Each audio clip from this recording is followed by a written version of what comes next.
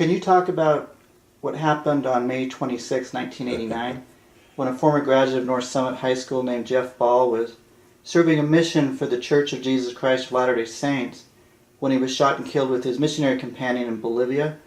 Will you please share your memories of this incident and what you did as a football coach at North Summit in honoring and remembering Jeff Ball during the 1989 season?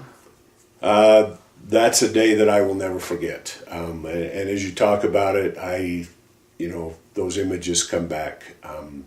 We had finished up school the day before and graduated the class of 88 or 89. I'm sorry, the night before. And so because we'd finished up school and I didn't have to work that next day, I wasn't in a big hurry to get out of bed. And just a little bit after 8 o'clock, I had just gotten out of bed, got in the shower, and I got a phone call from our counselor at that time, Blake Daniels, who was a counselor at North Summit High School, and he had seen on TV or heard on the radio that Jeff had been killed. And I was stunned. Of course, Jeff's father, Brent, was my assistant coach the entire time that I was at North Summit, and a very dear friend. And coincidentally, actually, when I was coaching at Southern Utah University, one of the areas that I covered, which is partially how I found out about the North Summit job, was North Summit High School. And I had got a chance, I didn't get a chance to coach Jeff, but I did get a chance to talk to him and talk to him about playing at Southern Utah. And we were looking at him as a possible walk-on, and he made a decision at that point that he wanted to serve an LDS mission, and that was his priority. And so he didn't end up going to play football there. And I remember, talking to my wife, and of course, hugs and tears abounded at that point. I called my parents because my little brother was serving a mission at that time as well, and lots of tears over the phone there. I called our other assistant football coaches to let them know. And later in the day, we went down and visited with Brent and Joyce. And very emotional moment, very emotional time.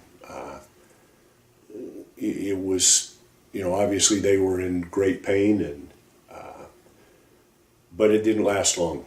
One of the most amazing things to me in that whole circumstance was within the next 24 hours, Brent and Joyce had looked at this challenge and were moving forward and turning it into a positive thing. We met with our football team. We were scheduled to lift weights the next Monday, because that was, I want to say it was a Friday, I believe. And when we met on Monday, the kids determined that we would dedicate the season to Jeff. And so we ordered patches in the shape of a football, black patches with the name Ball and his number 43 on those patches. As things sometimes go, those patches were late getting there, and which is another great story and great interest to the season. The kids worked their tails off all summer long.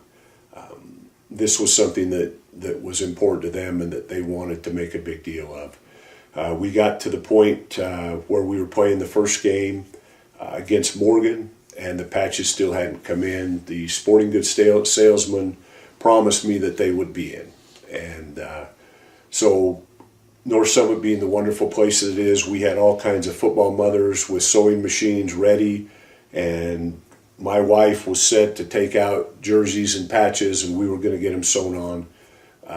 Even if they came in at 5 o'clock that night, we were going to warm up without jerseys, and they'd have those jerseys by 7. Of course, they didn't come in. The kids and I joked throughout the season that was the only game we didn't have the patches that year, and that's the only game we lost. The following week, we played Parowan at North Summit, and we had the official dedication of the season to Jeff at that point.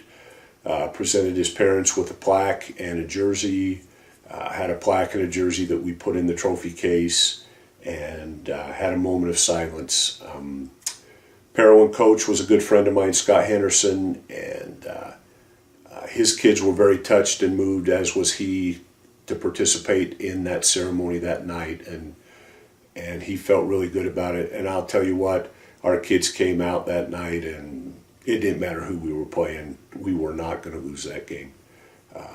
We put it to Parowan pretty good, beat them 35-7, I believe. They scored 7 against the JV kids at the end, and we were off and rolling at that point. That was like on a... Never said it'd be easy, only said it'd be worth it. Absolutely. Absolutely. That was our slogan all year long. I think it was one of Jeff's favorite passages or quotes was, I never said it'd be easy, only said it'd be worth it. And that was kind of our motto throughout the year. And that year wasn't easy. I mean, we worked every practice. We worked. We worked together as a team. Coaches ran us into the ground. But it was worth it in the end. You never would have known it. Kind of like Garth Brooks' note, this song, you know the dance. If I would have known how it would have ended, would I still done it the same way? And I think we would have. It was a great ride. I look back on my high school years with fondness. So when people look back on high school and think, oh, couldn't wait to get out of high school, I couldn't wait for it to be over. I honestly look back on my high school career, the friends I had, the memories I made, and especially the state championship and the team I was a part of, with fondness. It was a great time. I wish my kids could have had such a great high school experience. I wish everybody could have a high school experience like we had at North Summit. And maybe I'm unique, and maybe I got my head in the clouds and looking through rose-colored glasses, I don't know. But honestly, I've put a lot of miles on this old body, and some of my fondest memories and dearest friends are from North Summit High School. Do you remember at the conclusion of the game coming back into Coville and the feeling there? The Top Gun feeling? That feeling? Oh yeah, I remember that feeling. The whole bus had that feeling. But yeah, it was fun. It was a lot of fun. And then when you get into that little auditorium, how do you think the community, was there people outside of the auditorium that wasn't able to make it inside? Yeah, I don't know. Honestly, I don't know. I remember coming home, and I remember walking up onto the stage, and then I don't even know why it started. I think Coach Harrison made us do it. Started singing the song from Top Gun, but because we'd been just singing it the whole way home for some reason. I don't even know where it started. But it was a good time. And what's the song from Top Gun? That some feeling song. I can't even remember what it's called. Oh, okay. I think it's when they're in the bar or so. Yeah, it's when they're in the bar and Tom Cruise starts singing to the girl. That's the song. So anytime you have a group of people together that work hard and do so selflessly, I think you have a good time, and most of the time you're going to have success. As was the case with us. I think we were all kind of on the same level of play, of athletic ability. There were a few standouts. I would say, some with a little more athletic ability. Sam Garfield was very athletic, and a few others. But for the most part, we're all, on the same level, athletic ability, and we wanted the same thing. We wanted to win, regardless of who got the glory, and it was all selfless play. And anytime I think you go work hard towards a goal, selflessly, I think you're going to have success, and you're going to have fun doing it. And I think that summarizes our season very well. We had a great time, and certainly there have been other teams in North Summit history who had much better athletes, clusters of much better athletes, and but I think we had, and not to say that it didn't happen in other years, but I think we had cohesiveness and selflessness in our play, and I think that was a key to us winning a few games that we probably wouldn't have otherwise won. Here with Rick Harrison, the former football coach of the North Summit Braves, located in Coville, Utah. You led the North Summit Braves for 6 seasons during the years of 1987 to 1992 with a record of 48 wins and 20 losses. You were able to win consecutive state championships between 1989 and 1991. Will you please share what led you to becoming the football coach at North Summit? Really, honestly, it was just a very lucky situation for me. I graduated from college at Southern Utah. I coached a couple of years in Dugway. I went back to Southern Utah University as a grad assistant football coach, and my wife and I ended up having a baby, and so grad assistant pay was just not going to cut it, and there weren't a whole lot of jobs open in the state of Utah at that time. One of them happened to be at North Summit High School, and the head coach at Southern Utah, Jack Bishop, and the principal at North Summit High, and the guy retiring as the football coach, Sam Blomquist, were good friends from way back when Coach Bishop coached at Wasatch High School. And so I was able to get an interview, and Coach Bishop was able to help me impress on Coach Blomquist that I was the right guy for the job, and I was fortunate enough to be hired. You were the football coach for Brant Boyer during his 1987 and 1988 seasons as a junior and a senior. He played 10 years in the NFL, and he was hired as the New York Jets special team coach in 2016. What was special about Brant Boyer and the performance he had in the seasons you coached him at North Summit? You know, Brant was an interesting kid. He'd bounced around a little bit, moved back and forth between his mother and his father a little bit. And when I first got to Coville, he ended up moving in with his grandma and his grandpa, Ted and Thea Boyer. And I think that was just a vitally critical, important point in Brant's life where they just really took charge, gave him some real balance and structure, and helped him settle in and become the man that he ended up becoming. In terms of his skill on the football field, he was the best linebacker I've ever seen, and he just had a nose for the football. It seemed like a play, the snap started, and he was downhill towards the ball before the quarterback had taken a step right or left. He had that linebacker nose. I know it was an interesting story coming out of high school. I begged my former coach and my boss at Southern Utah, Jack Bishop, to take a chance on him coming out of high school, because Brant wasn't highly recruited coming out of North Summit. The only opportunity he had to play was at Snow College, and he walked on there. And Coach Bishop at Southern Utah told me, well, he was too small, he wasn't big enough. And I tried to tell him, Brant has the nose. He's a linebacker. Get him in your program, get him on a weight program, get him just working one sport, and he'll be a great one for you. Interestingly, when I was coaching basketball down at the state tournament a couple of 3 years later, and Brant was finishing up at Snow College, Coach Bishop asked me if Brant might be interested in coming down there, and I said, probably not. He had just got back from a trip to University of Washington and was going on a visit to Arizona, and where he ended up actually playing. So Brant's one of those incredible self-made football players who just worked and worked and worked. Can you talk about that season? You had this incredible talent. How was a team as a whole? Can you talk about how the group came together when you became the coach there? Well, it was an interesting experience because I took over from Coach Blomquist, who had been very successful up there for many years and had been the coach and then the principal and then the coach and kind of back and forth a couple of different times. And when I got up there, I realized I was fortunate. There were a lot of really, really good athletes and really, really good football players, and they kind of trusted in me. We put together a real good scheme, I thought, for the kids we had. Bo Morrow was our first quarterback. Travis Rouser and Jeff Richens were two really good running backs. And then Todd Smith was a super tight end. And we got off to a pretty good start. We played well, went down that first year, lost to Monticello in the playoffs in a tough game. But I felt like those kids kind of laid the foundation for what would come in future seasons.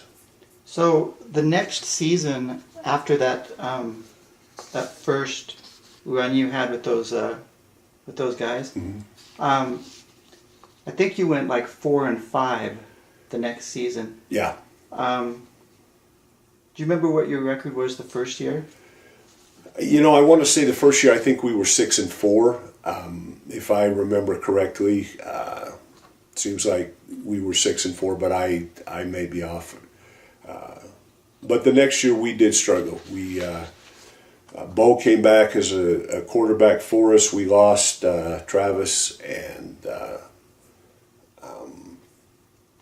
Jeff and Todd, but Bo came back with some other kids, including Brand, and we felt like it would be a really strong season that second season, but things just didn't click. We weren't able to really get our legs under us. We played everybody close. We were competitive with everybody, but we couldn't seem to win the big games. And that year, South Summit had a particularly good team. And as I recall, I think they won the state championship that year. And Yeah, I believe they were led by Mark Rideout. yes, That time. yep. And they were very good. And we just, that year we played well, but we just couldn't seem to get over the hump. Because looking back in 1987, it was a above .60 600 season of 6-4, and that feels pretty good coming into a new environment, doesn't it? Absolutely. I felt real good as the first year trying to get the program established. I felt like 6-4 was a good start, especially with the kids. We changed offenses on them, we changed defenses on them, and picking up new things. And I felt like they did a really, really good job. The second year, we thought we had kind of tweaked things and fine-tuned them to our personnel, and it just didn't come together. I think maybe we missed a few things as coaches into things that we could have done and should have done better, and to help those kids be successful. So the 34-6 defeat of Parowan, you came back the next week and had a game against Altamont, which topped the Parowan game. Yes. Can you talk about that game? And Well, I'll tell you what. At that point, and in terms of where we were at in developing our football program and our kids, we had again tweaked the offense again that year, going into that 89 season, and we felt like we'd really matched things up with the players that we had. Defensively, we'd also made some tweaks too. We had Sam Garfield and Chad Overd were two big, tall, athletic safeties. We put them on the hashes and just let them run and chase down the football. And offensively, we had Nate Sargent taking the lead at quarterback, Wade Smith running back, and then Chad and Sam and several other guys playing receiver as well. Brett Morrow was a big bruising fullback, and the kids were focused, and they just went out, with. We opened every game. I don't think we got off to a slow start all year. Altamont being no exception. We got out to a fast start with that one, and just kind of cruised into that one. you mentioned when you won the 1989 state football championship that your MVP of the state that year, which was Wade Smith. You mentioned he sort of got out to a slow start in the beginning. Had he ever played that position before? Wade had played that position kind of the year before, but we revamped it a little bit. In the 88 season, we ran a version of run and shoot that was kind of a spread option version with a lot more option. And starting in the 89 season, we moved it to more of a passing look with an inside counter play. And once Wade got rolling with that counter play, he was devastating with the counter play. Plus, he was a great receiver as well. Matt Bates was another great running back, in that group. We had some really, really great players. Now, one of the players that interested me that became an all-state first team was your punter, Aaron Olmsted. Yep. Can you talk about him? I've not seen a punter from North Summit get recognized as much as. Yeah. Aaron was again. Aaron was one of those kids that was a really good athlete, really good football player, and because we had so many really gifted, talented kids, he was having a hard time finding his way on the field, as a DB or a wide receiver, one of those positions. And so I was a punter kicker in high school, and I always believed that was a very important part of the game. I mean, you hear coaches talk about it all the time, but it is really an important part of the game. And Aaron demonstrated some natural skill, and with Aaron, we really worked at it as the season progressed. And by mid-season, he was definitely an all-state punter, and not just at the 1A level. He could have been an all-state punter at a 2A, 3A, and even 4A level. He had great hang time, and I think he averaged a little over 40 yards a punt for us that year. And one of the other players who was an all-state linebacker was Chad Simister. Mm-hmm. Can you talk about his play as far as his performance? Chad is one of those kids that there was a time where I didn't even think Chad was going to end up playing football. Chad's older brother Wade had played for us in '87 and '88, and Chad was just a freshman. And Chad had some physical challenges that made it a little bit difficult for him to run. And we were really pushing kids and trying to get him to condition and trying to really be one of the best conditioned teams in the state and really work hard at it. And it was really hard for Chad, physically just really challenging for him. And being the good kid that he is, he didn't want to say anything, didn't want to make any excuses or anything of the sort, and we were just kind of physically beating him up. And I finally got wind that there were some things that we needed to do a little bit differently with him, and so we kind of worked around him. And as he got older, it became less of an issue, and he was much like Brant. He just had a fantastic nose for the football, and he anchored the middle. We went to a 4-3 defense because we could set Chad in the middle and people didn't run inside the tackles on us. And we had some good guys up front that ate up blocks, and then Chad just cleaned up the running back. And of course, Chad's also the guy that made the interception in the state championship game to score the go-ahead touchdown. So great kid, all-state linebacker, and very deserving. And it's almost a second nature as you look over the way that you coached, that you would adjust to the players that you had. That you would have players that were amazing runners, and then later on you utilized the quarterback and the passing with Brandon Jones. Right. But sticking on Nathan Sargent, can you talk about what elevated him to an all-state level and some of his skills? Was it passing or running, or what made that so special for him? I think Nate's greatest skill was the leadership. Not that he wasn't a good passer and not that he wasn't a good runner, but Nate was a leader. And Nate just did what he had to do to win and to be successful. And, there were some times where we asked him to throw and throw a lot, and we asked him to throw short balls, and we asked him to throw deep balls. And, going in, I wasn't 100% sure he could do all the things that I wanted to do. But the thing with Nate is we'd put a play in, we'd set something up, and Nate would just find a way to get it done. And I remember particularly in the Manti game.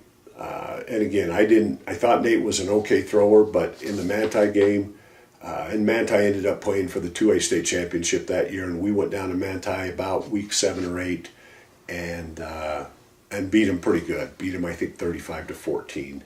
And Nate just threw the ball lights out. Just did a fantastic job. But, he did what he had to do to win. And he didn't, if he didn't throw the ball, he didn't care. What Nate cared about was making sure that at the end of the night, North Summit had more points than whoever it was we were playing. These memories of these games must be so ingrained because you're only like a point away every time from their scores. 36-14 win against Manti. Well, those dang extra points, I can't keep track of who's getting extra points and who isn't. So yeah, they're pretty ingrained. It was a fun time. It was a great time with a bunch of great kids and great coaches and great family and parents and a great community. So when you were going through the season, did you notice anything that you started making adjustments for?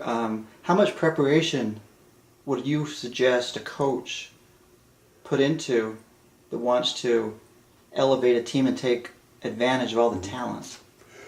Well, I think from a coaching standpoint, you can always find one more thing you need to do. There's always something you could do. The thing that we tried to do was to really look hard at our kids and put them in the best possible position for them to be successful. I think that's the first thing. I think sometimes, as a coach, we can fall in love with our system and think that we have the best plays or the best defense or the best offense or whatever. But if you can't match up the things that you're trying to do to the skills that the kids have, then, you're just not going to be successful. And as as we transition, talking about the championship years from Nate to Brandon in terms of our quarterback, really two very, very different kinds of players. And we used a lot of the same types of plays, but we did tweak them and change them up to kind of match not only the quarterback skills, but the skills of the other players as well. And so, I think the best thing to do is, get a system that's flexible and then match up to what your kids can do. It feels like, and correct me if I am perceiving this differently, when you were helping Wade Smith during the 1989 season adjust to this position, he ended up scoring 134 points, with the last two coming in the game-winning 2 extra point conversion from a pass reception in a 28-26 title victory over Parowan.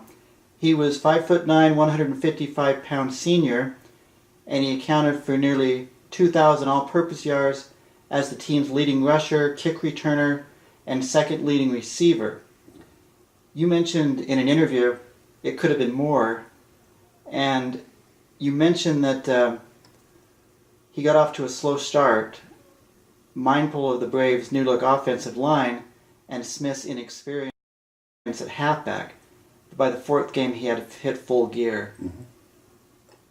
What did you see in the beginning of the season that you knew he was somebody that could take and become a special player there when he was inexperienced, like you mentioned? Well, and I think the big thing with Wade was, again, much like Nate, he was just a competitor.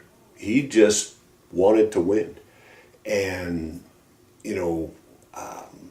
it didn't matter, as you pointed out, all-purpose yards, that was Wade's strength. We didn't line him up in the I formation and hand him the ball 25, 30 times a game.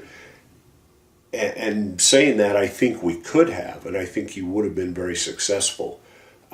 But his ability to, line up in that wing position and run that counter and run some sweep plays and to catch the ball, in the flat, as well as run deep routes, as well as run crossing routes, as well as screen passes, just made him, invaluable, asset to the program. And I would say this about Wade, or really any of those kids in that 89 season.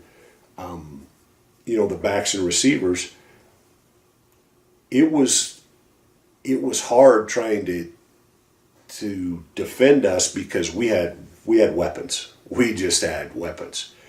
And, that's why if you look at the stats from some of the different games, sometimes we did it, throwing the ball, sometimes we did it running the ball, sometimes we did it both ways. Some guys had, more bigger numbers than other guys did just because we had so many skilled players. And we even had guys like, Aaron Olmstead, who we've talked about earlier, who was a good athlete.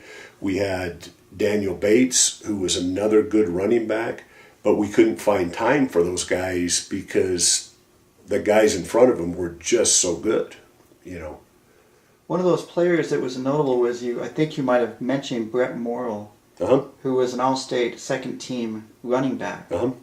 So the first string was Wade Smith as running back, and then you would insert Brett Morrill. Actually, what we did is Wade played a wing-back position. So we played with just a single back with Brett at fullback.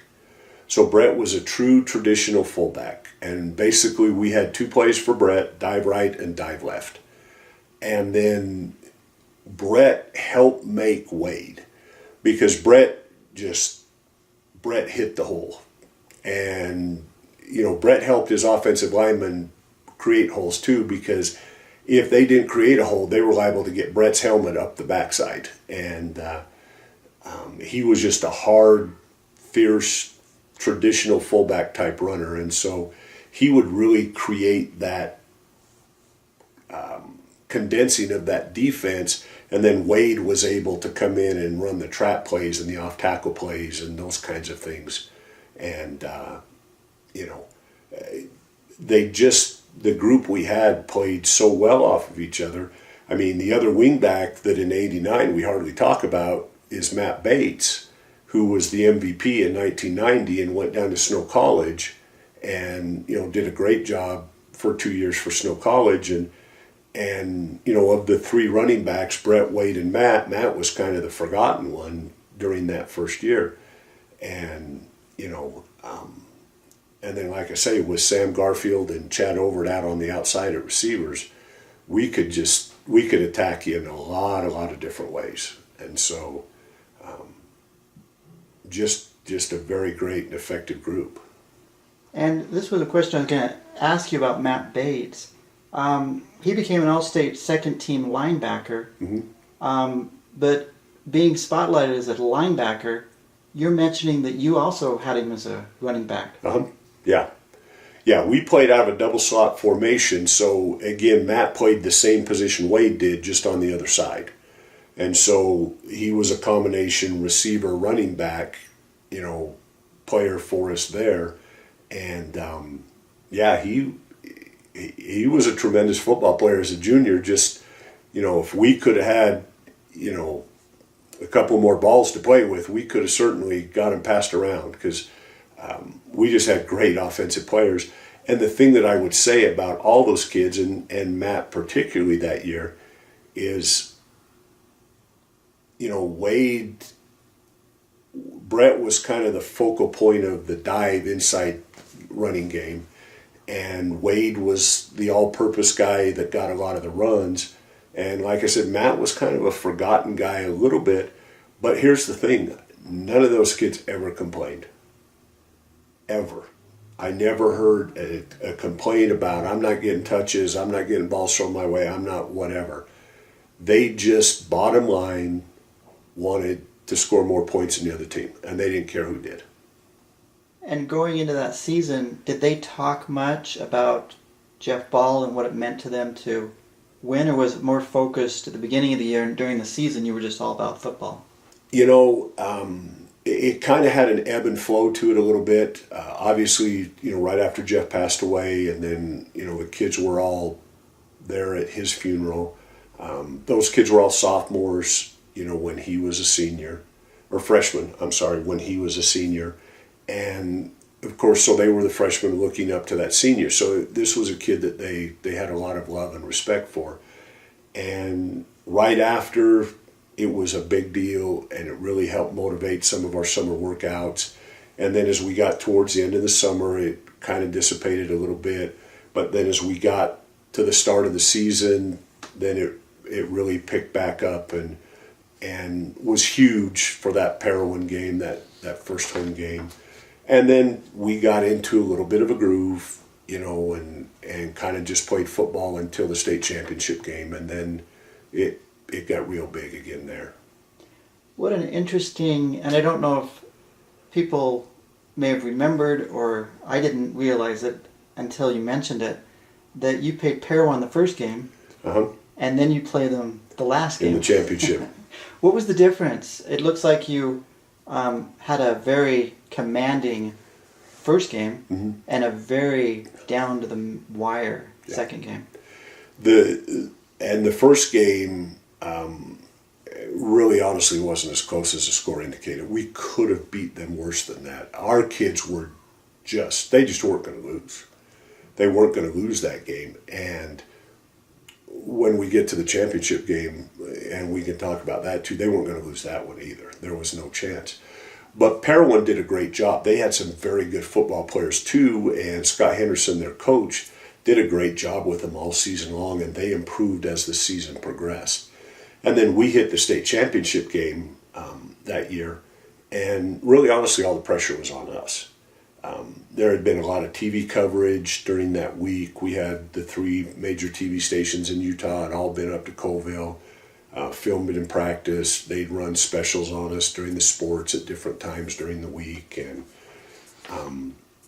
Parowan wasn't supposed to win. And so they were able to come in just loose as loose. And Scott Henderson, their coach, did a great job of making some adjustments. We struggled early on in the championship game, and then we couldn't hold on to the football. We would move it down the field and fumble it or throw an interception or things that had been uncharacteristic, for us all season long. And I think it was fitting. It's the way that game needed to be.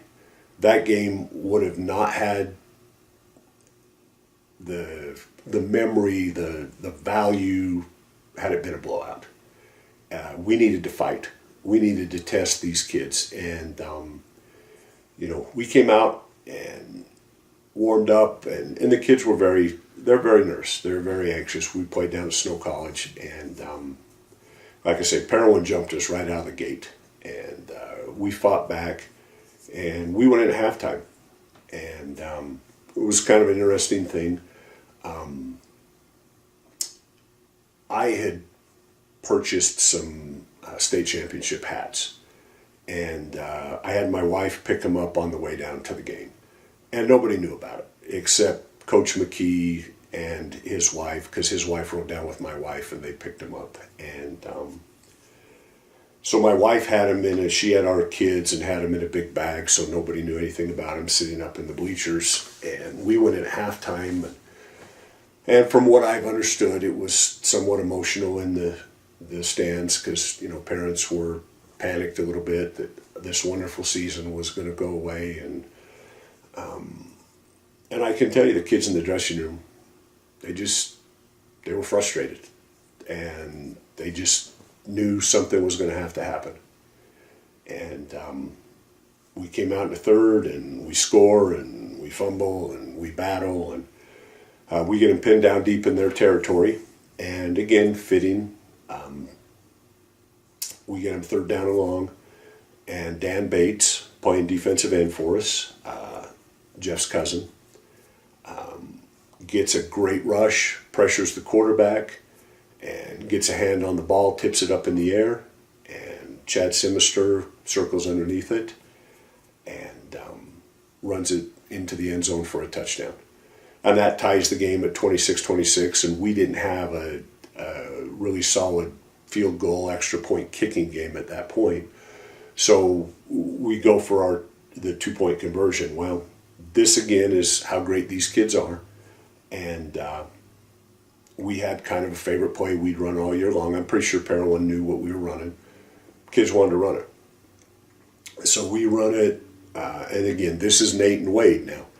And it's designed primarily to go to Wade. Matt Bates is the secondary receiver in this. But Nate starts the roll, and gets it. They get out on Wade. They cover it up. He spins back the other way, and Nate spins back, tosses it to him, and we go up 28-26. And then Dan Bates, again Jeff's cousin, gets the sack to end the game. And one of my really favorite moments as a coach. At that point, my wife comes down on the field after we go to zeros, opens up the bag, and starts passing out these state championship hats. And kids thought that was pretty cool.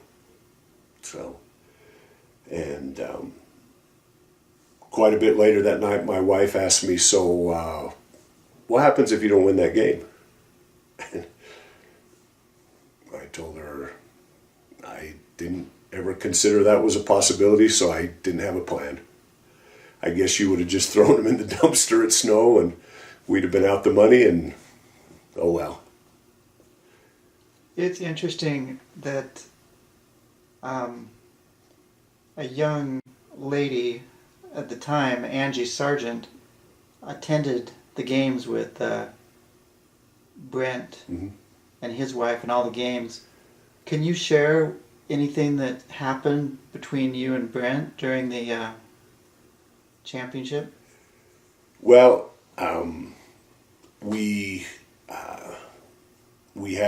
Jeff had a saying, and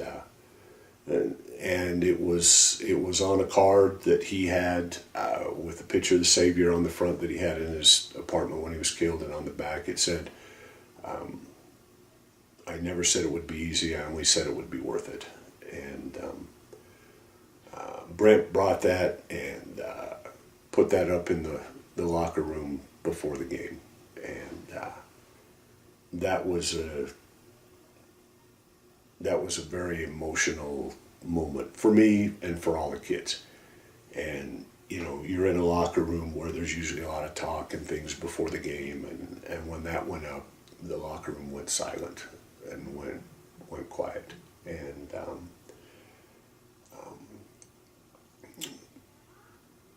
as we concluded the game, at the game's conclusion,